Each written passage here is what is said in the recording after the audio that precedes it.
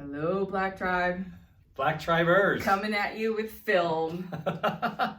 Hey man, we're doing a new thing today. We're Yeah. videoing our podcast. We want the headphones and the studio and the cool mics and Yes, but it's we don't have coming, those but yet. we can't do all that yet because all that stuff is in a house that we can't get to right now, but that's okay. Yeah, still in lockdown, But just we're for doing the great. fun of it, we have tops on, but we don't have any pants on because Not true. that's the beauty of working from home. That can't be true because we're talking about sex today and that wouldn't work. And so, hey, so we're part 5 Yes, of our, in our marriage all things series. marriage Yes. relationships. Getting a ton of amazing feedback. We really We're are. hearing from married people that have been married a long time, people that married later in life, single people, engaged people. Yeah. I mean, it's just busting open. Yeah, and so what we're gonna do is we've started a Facebook group called All Things Marriage, and you can join that group. We have to approve that, and we are going live with that group weekly.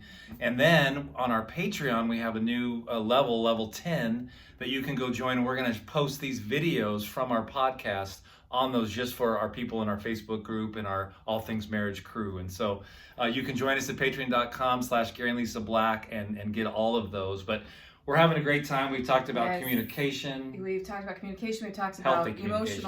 emotional affairs. We talked about adultery, what that does to a marriage.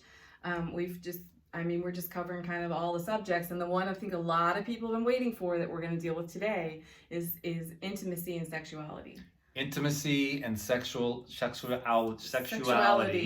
And you called it, and you were kind of teaching the intern some of this. Yes. So just by the way, she's teaching all morning this week, 9:30 to noon, and I'm teaching all afternoon, 2 to 4.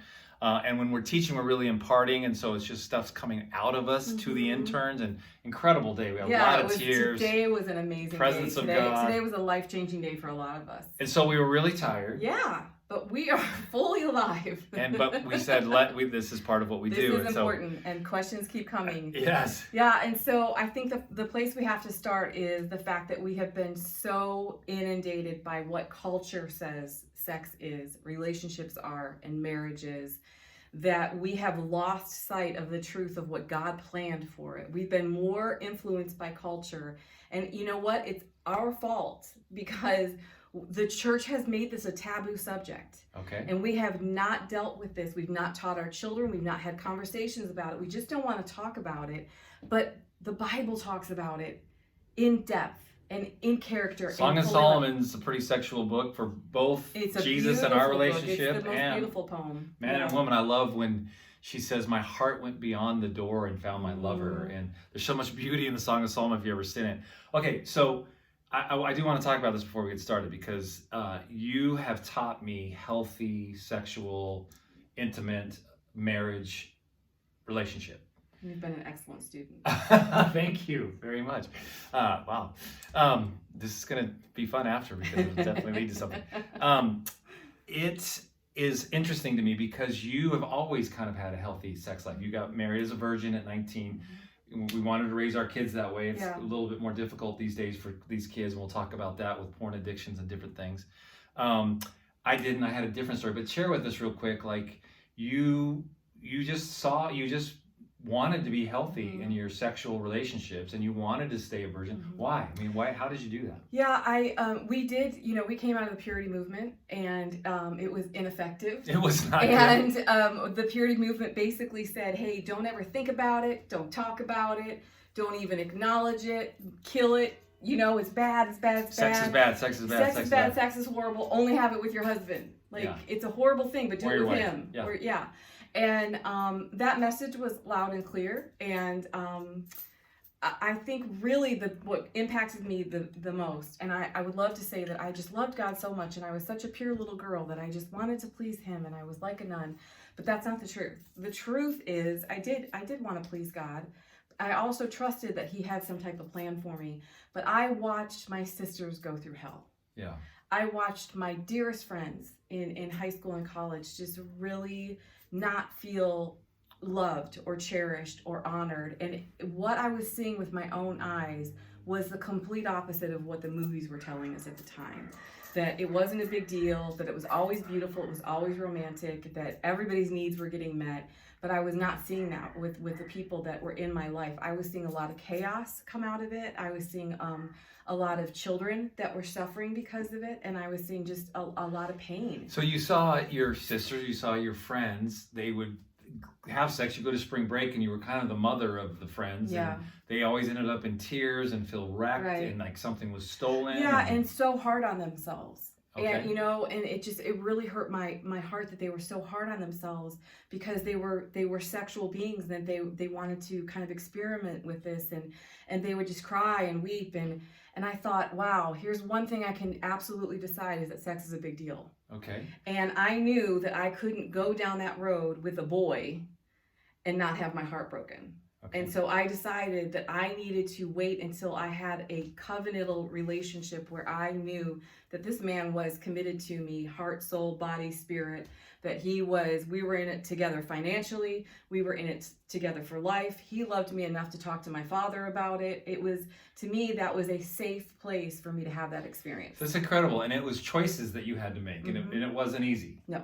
And so in my experience, I definitely had a sex drive. Was a little different. I mean, I was basically raped on a golf course at a very young age, and I didn't even know that we had sex. I was sitting on the couch with this girl afterwards watching TV, and I felt sick inside, and I just wanted my mom. Yeah. I did, and I was like, did we just have sex? And Yeah. she's like, what are you like? You were so young, you didn't even I just didn't know. I hadn't even masturbated up to that point. Yeah.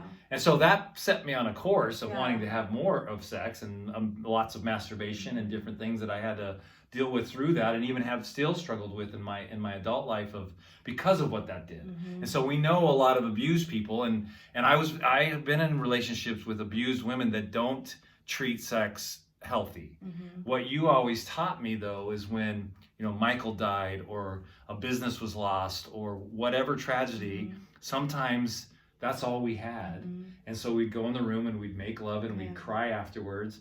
And it was a beautiful thing. And it taught me how healthy sex is. And I think the reason that we're still married is because we built our intimacy when we had nothing else. We always focused God, that's so good. on building our intimacy and not letting anything tear that It's apart. true. Because most couples, after they have, a tragedy, they blame each other, they rip each other apart, and they pull away from each other. And I knew that if we did not come together after we lost our son, that it would destroy our whole family. Yeah. And we wanted to stay married. Like, we wanted our kids to have a legacy of a marriage that lasted, and a marriage that they could be proud of, and a marriage that they couldn't always be proud of our marriage. There was a lot of anger in there, and that disrupted our intimacy for years. We still had a sexual relationship, but our intimacy was stalled because of the anger. Right.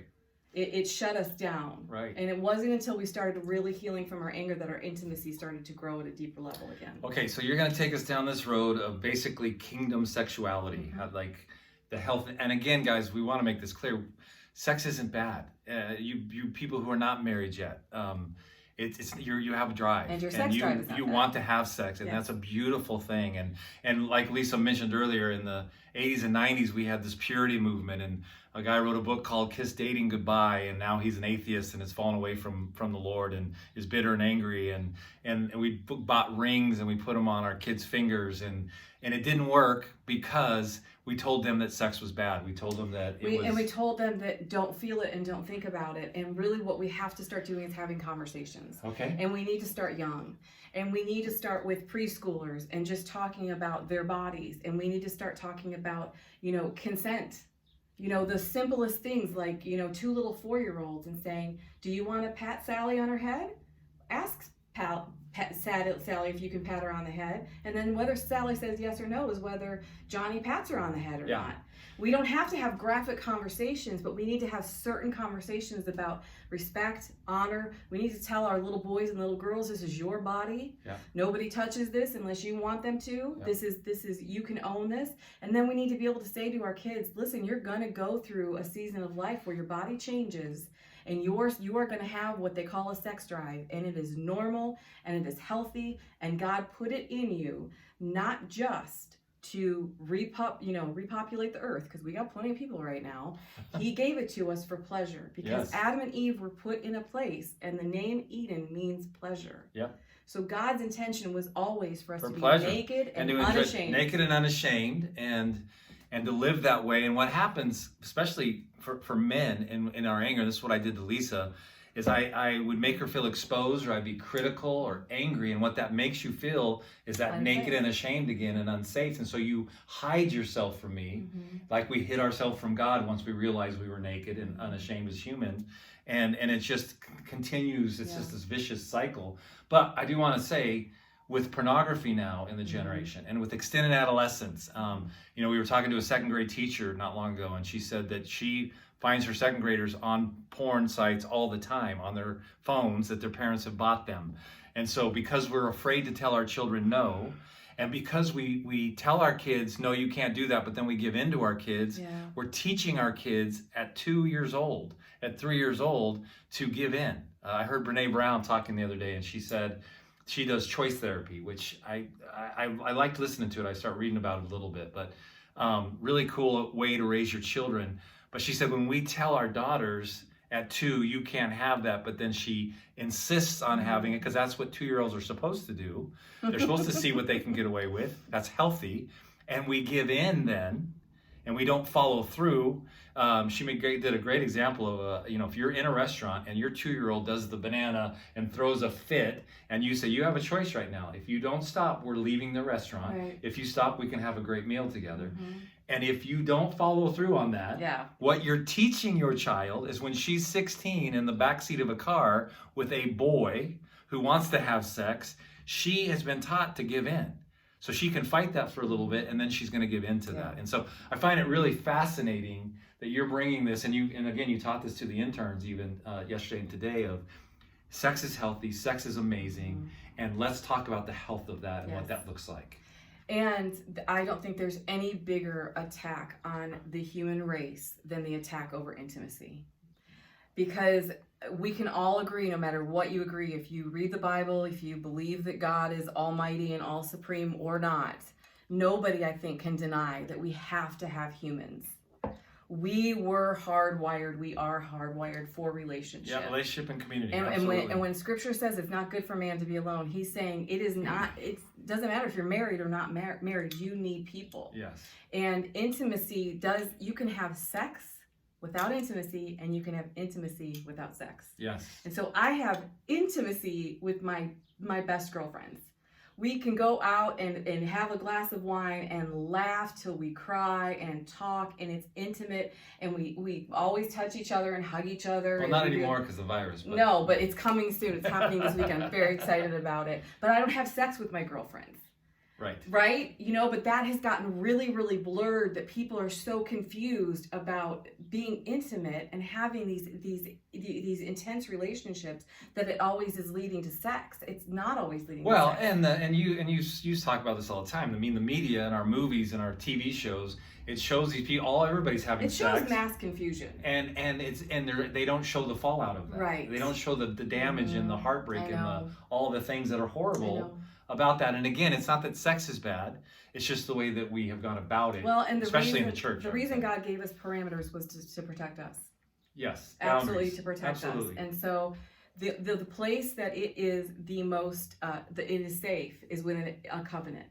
And what's really interesting to me is, everyone knows I love male and female studies. I think it's so amazing how God made men and made women, and it said, okay, now live together forever. Figure this out. But you made us so different. And I was reading the other day that there was this therapist that said he's been doing marriage counseling for 40 years. And he said, when a woman walks into my office and she says, I cannot trust my husband, it means he's had an affair, or he's looking at pornography, or he's flirting with women, or he's dishonest or whatever. He said, when a man walks into my office and says, I can't trust my wife, he means I can't trust her with my heart.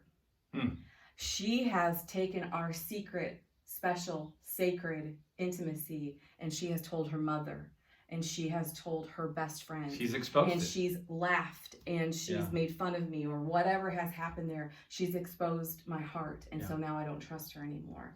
And so men are emotionally more vulnerable when it comes to intimacy, and women are physically more vulnerable. Okay. We like to be covered on our bodies. Yes. And men like to be covered of their hearts. Wow. And then we just start the vicious Adam and Eve circle over again, where Adam blamed Eve, and Eve blamed the enemy, and then they were naked Yes. and ashamed, and they had to cover themselves, and then we blame each other. We start getting critical, and we're naked and ashamed again, and we have to hide again. And then we remove God out of our relationship Yes. because we think He's disappointed or whatever, and then that's why we have the high rates of divorce in the church and just in society as a whole. So, absolutely. okay, well, take us further. Okay, well, I mean, let's go through the basics here. So when we did hit pornography, I just want to say that you know, I would have looked at pornography a lot more and probably been addicted if it was as easy as it is now. We had to go, now you have to fight not to see it. Sneak our friends' dads' Playboys from under their bed or something, and that was the only access. We had to like fight to get to it.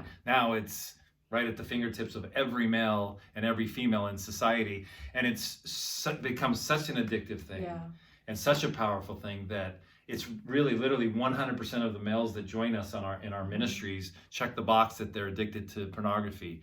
And so it has stolen away what sex is supposed to be and what sex is supposed to look like. And it's gotten to the point where young, healthy men in their 20s and their 30s cannot get an erection with a real woman because they are now primed, because their mind, they're so used to that adrenaline, and they're so used to that all the serotonin, everything, the rush that comes with pornography. And so when they're actually with a woman that they're in love with, they cannot perform. And that is going to tear away at intimacy. And the big screaming thing in all of this is the open door for shame. And so our sexual stories, your sexual story was an open door for shame for you. Right. And that sat on you, and then you had to work through all of that. And with pornography and affairs and emotional affairs and all those things, it's the shame comes in.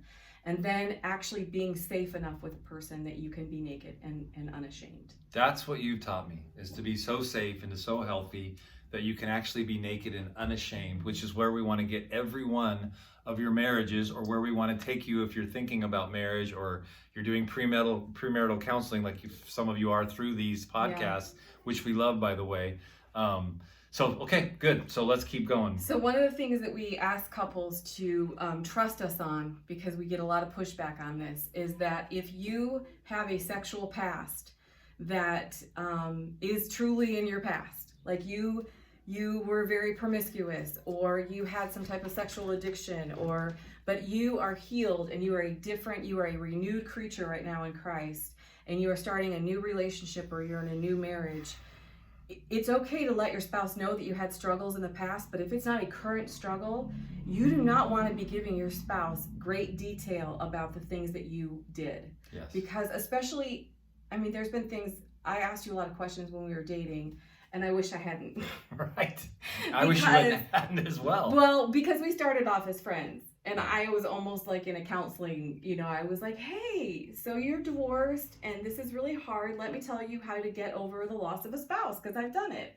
And so I would ask you questions, because that's what a good counselor does. And I asked you questions, and you told me things, and those things came back to haunt me. Haunt me? Are you kidding me? 5 years into our marriage, when I was home with our children and just, taking care of everybody, those little whispers of your past would come back to me and haunt me. And we talked about this on the last podcast a bit, but I want to reiterate it. It's really important that I've got a lot of young men that we've either done their weddings, or they're married, and they've been married a year or so, and they've told their spouse way too much of their past. And it under the guise of, I want to be honest. Yeah, I want to be totally transparent and vulnerable with you, which is a big deal in this generation. We advise them not to do that, and I do this with a bunch of guys that I disciple. Their wife knows they're going to come to me if they look at porn or they're tempted with something, the things in their past that can hold them up, the sexual things that they had, soul ties that need to be broken.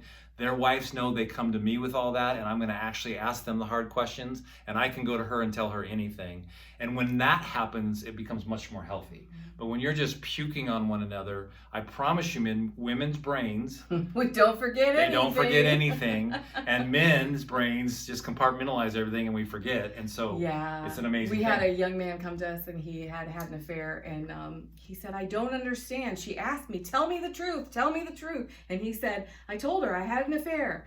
And now she's really mad. He's like, I don't understand. She begged me to tell her the truth, and I told her the truth. I was like, because the truth hurt her. Yes. She knew, she had a feeling, but the actual truth coming out of your mouth really, really hurt her. And so now you have to deal with that. Well, and I'm not saying you don't tell your spouse. Right. If you had an affair, you're going to tell your spouse. But be aware that just the information is not going to bring peace. Yes. It's going to bring more chaos. So as we're seeing sort of fractures in our intimacy, for married couples, if you are going any period of time that isn't, situational, obviously someone has surgery, or you just have a baby and your body is healing or whatever, there's situational things that we all have to have grace for, and we have to look at that and say, okay, this is just happening right now because we can't control what's happening. Or maybe you're in quarantine with your parents, or or your kids in your bed right now, or all these different things are happening. You got to have those conversations, but you got to regroup and come back to it. And it is so important. It is the most important thing you can do for your marriage is to consistently build your intimacy. And that doesn't mean just having sex. That means looking in each other's eyes. That means having conversations. That means thanking each other, being kind to each other. And most women do not move as quickly as men do. And a lot of women will tell you, listen, if you want to make love to me later on tonight, if you empty the dishwasher, that's really going to help my libido. And I know men don't understand that, but when a woman feels seen and known and served and loved, her heart is going to open up. The rest of her body is going to open up. I just did the dishes right before we started. He does the dishes all the time. Because I know it's going to. And he is not lacking for intimacy. Amen. But you didn't lack for intimacy before you did the dishes. No, that's true. Yeah. I'm not hurting. Okay. Anyway. So what does a man need the most in this from his wife? Oh my gosh. We want to be respected. We want respect. And so when we feel disrespected and dishonored, and we walk in the door and we're cut down and we didn't do it right with the kid again, or we missed the trash again, or we stepped over that pile, and all we hear are the things that we've done wrong for the day. Yeah. And we don't feel respected, it just shuts us down. Yeah. And we don't know how to handle it. Those things are probably true usually. It took me years and years until I saw the pile sitting on the floor that I kept stepping over. Now I want to run to those piles and pick them up because I know what it does for Lisa's heart. But that took a long time. Mm-hmm. But yeah, we need to be respected. Mm-hmm. And I think you've done that well. You've learned, because it wasn't always true, but now you're going to find those good things. You're going to tell me 6 good things to every one thing that's negative, and you're going to reinforce who I am with your words. Yeah. And that makes me come alive. Mm-hmm. And that makes me want you even more. And so yeah, I would say that about men for sure. All right. And the other thing that is just really significant is that as we were talking about women being, more vulnerable with our bodies, I probably had 8 conversations today with women that are like, I don't like my butt, I don't like my thighs, I don't like my, can't imagine that a man would like me the way that I look, and just the insecurity of some of the single women out there.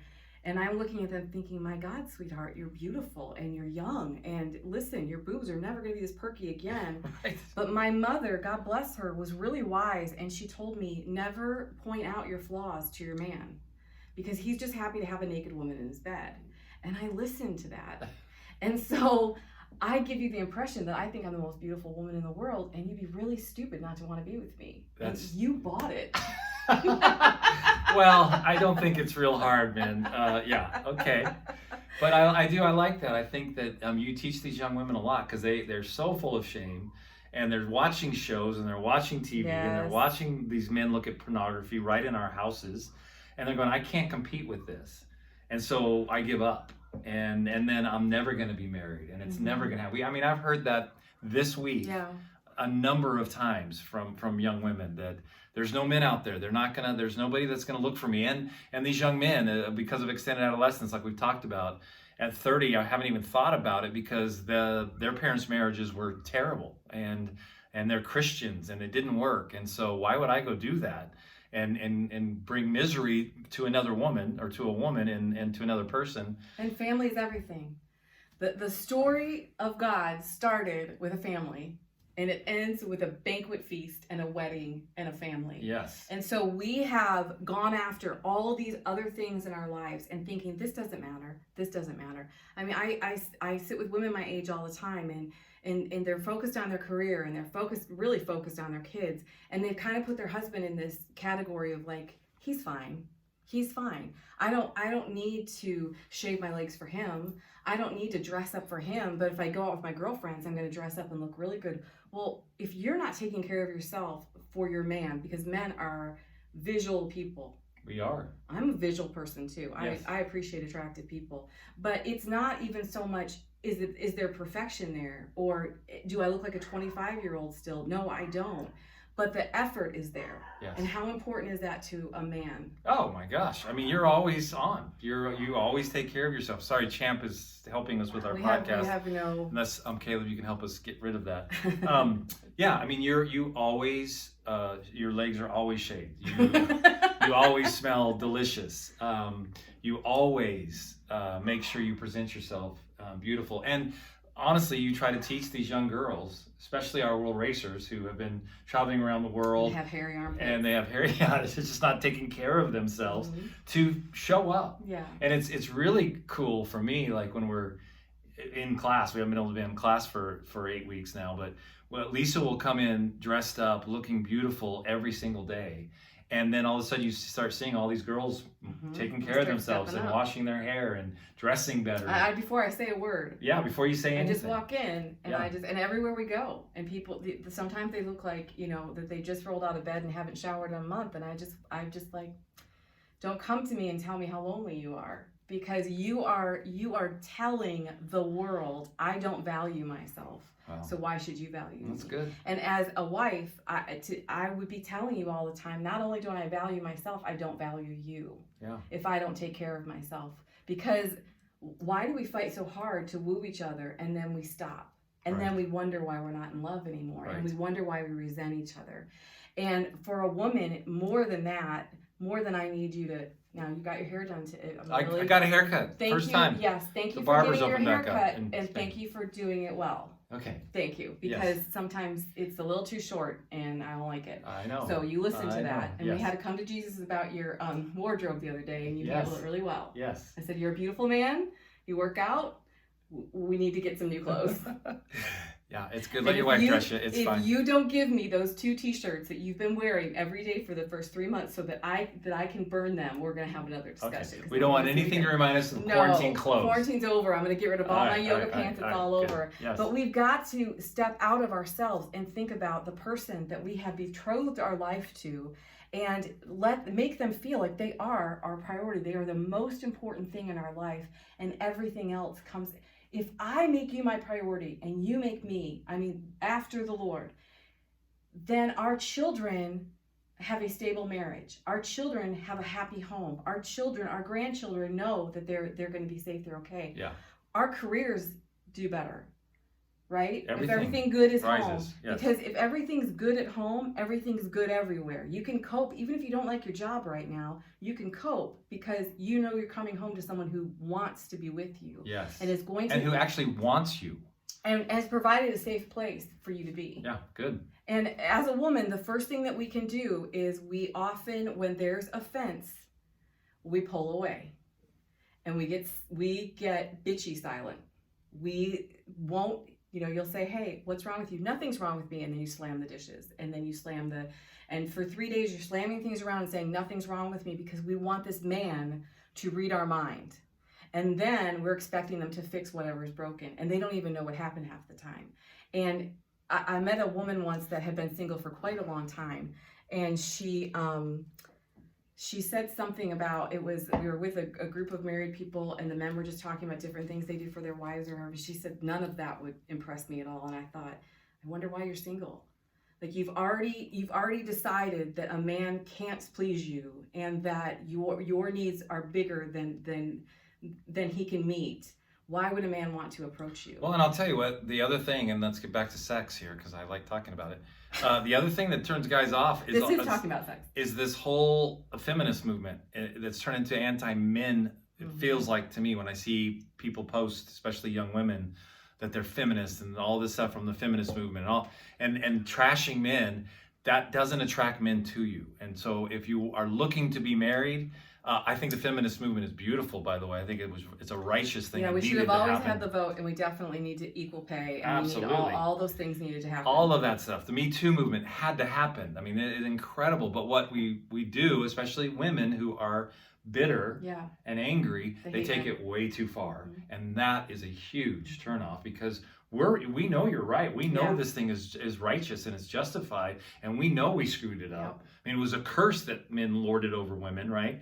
And so now it's coming back around. You need to honor that and really say those things well, because that's very attractive to a man. So let's wrap this up with 5 things. Okay. Okay. All right. So the first thing you have to know, absolutely, is that sex is good. Sex is good. It was designed by God. It was designed for his people. It was designed to be a place that was life-giving. It was designed to be a place of pleasure. The marriage bed, when it says it's undefiled, my interpretation of that is, if it's okay with you and it's okay with me, then it's okay. Right.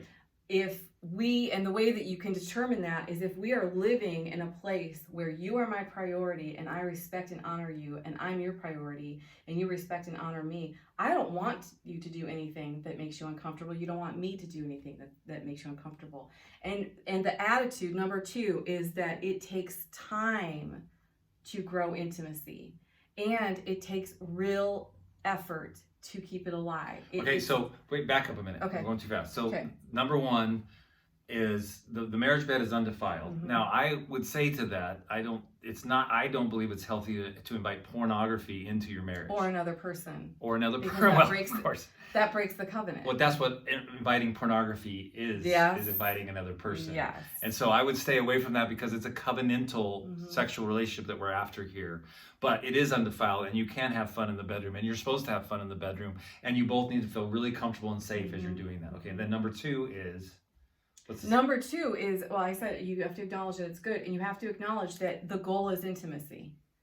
And to have sex and intimacy together is the goal. But I would And say to this. keep that alive and to keep building that foundation. What you taught me is healthy sex is that I can say to you, or you can ask me, do you just need to go Yeah. and be okay? Yeah. Or do you need to take time tonight and Yeah. let's both enjoy this? We talk about ultimately? it. And we just have conversations about that. And there are times where we're just tired and a quick sex is awesome. Yeah. And then there's those times where we're going to press in and we're going to go. So Press in. Aha. That's what she said. I have to let that one go. Oh, there you go. Okay, and here's something that a lot of couples don't want to talk about, but Scripture makes it pretty clear that when you come into a covenant with your spouse, your body is no longer your own. And so bitter people that want to put that wall up and say, I don't have to give this to you because you hurt me, all you're doing is taking a fast train to divorce. So sex as a weapon is how it's always been said in the stuff I've heard. And so your body's not your own, even Not when your you're own. pissed off and bitter. Yes. You still need to be able Yes. to make love. Which the little trick that a lot of people miss that I think is like, it's gold, Okay. is that when you have parted a little bit because there's been conflict or there's hurt feelings or something's happened, a lot of people, especially women, we want to talk it out before we have sex. I say, let's have sex. You do. And then you're laying in bed together and your pipes are clear, my pipes are clear. No We're pun intended. focused. No, it's true. All the pipes are clear. You can hear me better. We've been vulnerable together. We've come back together. And so we often will solve our conflict in a conversation after we have sex, Wow. not before. Interesting. Because I can hear a lot of young women going, no way, man, when he's being a jerk or he's been out with his buddies and whatever, Mhm. I am not having sex with that Mhm. asshole. And you're saying, no, go ahead. Your body's not your own. Make love to him and have the conversation. Now, if he keeps being a jerk, obviously you're going to need to get some help. But And there is a time, and I think that it has to be agreed on between a married couple, that if there's a real problem here, like if if there's so much shame, or there's so much pornography, or there's been unfaithfulness, and you are at odds about these things, or your sexual story is so different than my sexual story, and we're having a hard time connecting, or a woman is having a hard time removing herself from motherhood and being present with her husband. If you have done that and had the conversations and done the best you can, you need to agree to get a third party involved and bring some wisdom and some truth into your life. Yes, absolutely. 100%. But you can spin the weird wheels the rest of your life. If you can sit down in front of someone, and it doesn't have to be this expensive counselor, but someone that says, listen, we just can't move past this, but we really do want to stay married and we want to have intimacy with someone, a third party that can rise above it without all the emotions and say, yeah, we just had another conversation with another young couple that were talking the D word, the divorce word, and were completely off and didn't know what to do. And after the conversation, again, they said, you centered us again, just by listening and then just coaching them a little bit on perspective. And guys, we all need that. We need that. And so don't shy away from coaches. Don't get stuck with counselors, again, that keep you stuck. You want to get to transformation. You want to get to health. And so that's the key. And I would say we could just kind of leave it with this, but we are now parents of adult children and empty nesters for the first time ever. Really having a lot of fun with that. But we wouldn't be here if we had not worked on our intimacy for the last 20 years. Yes. To put intimacy on the back burner and say, this doesn't matter now. And to do that month after month and year after year and think that you're going to just magically come back together, you won't even know who that person is. And so your children cannot be the rulers of your family. That's right. Your marriage has to be the leader and the rule of that family, and the children come second. Yes. And that's very difficult, I know, and we said it on the last podcast as well, but when you make the baby's priority, now again, of course they're priority, and of course we take care of them and meet their needs, but when we put that over our spouse and they're invited into our bedroom, your bedroom is a sacred space. They're not invited into your bed. They don't need to be in your bed. And keep that sacred space in your marriage so your kids know that marriage is sacred, so that when they get married, they do the same thing.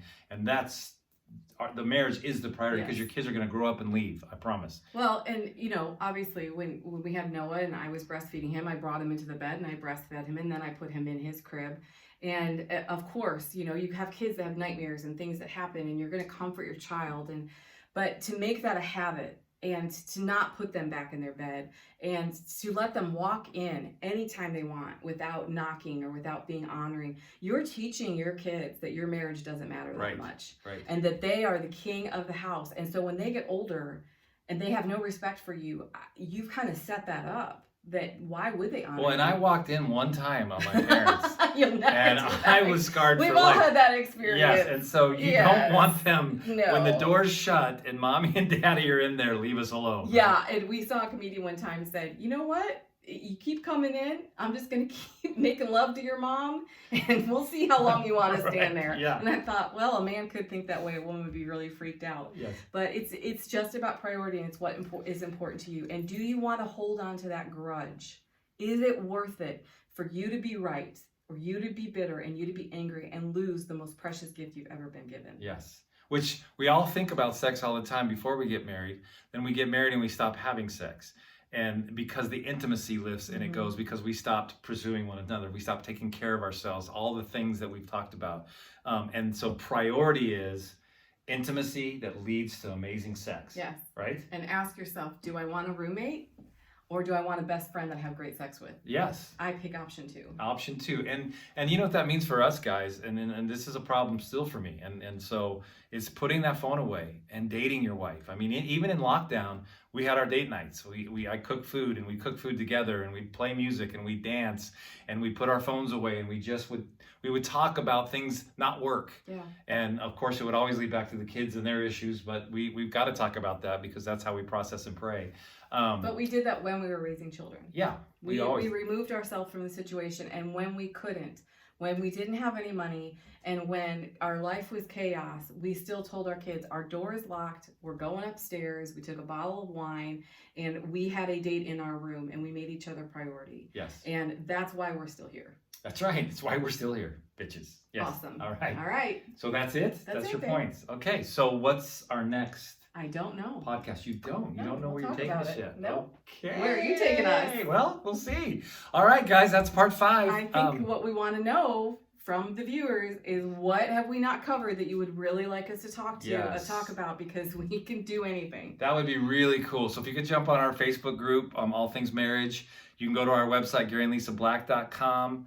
Join our Patreon. It's all there on GaryandLisaBlack.com. Ask us questions. Give us some feedback. What subjects would you love to talk about? What questions do you have? What are the issues in your marriage right now that maybe a community of people that are pre-married and married and divorced and going through all this flow that the people listening to these podcasts can help us with?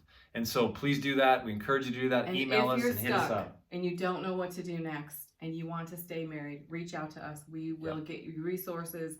We will pray with you. We will help you find the next steps. Let's do that real quick. Father, in Jesus' name, we just release heaven over every person watching this. Yes. If they're divorced and lonely, God, if they're single and lonely, God, I ask that you would come and meet them in that space and be their life, be their husband, be that joy to them, that you could kiss their heart and make them awaken to the hope that you do have someone for them.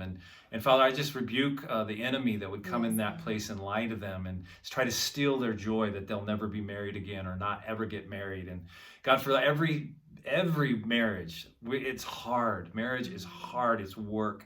God, we pray for every marriage right now. We break the power of the enemy over every married couple listening to this, everybody that's going through hard times in their marriage. In Jesus' name, would you just bring a peace that surpasses all understanding, bring sex and intimacy and sex, God, back into these marriages and let them thrive together in Jesus' name. And anything that's difficult is because it matters and it's worth it. That's right. And takes time and it takes effort. And again, we're not perfect, but we kept overcoming and we kept showing back up. And so here we are.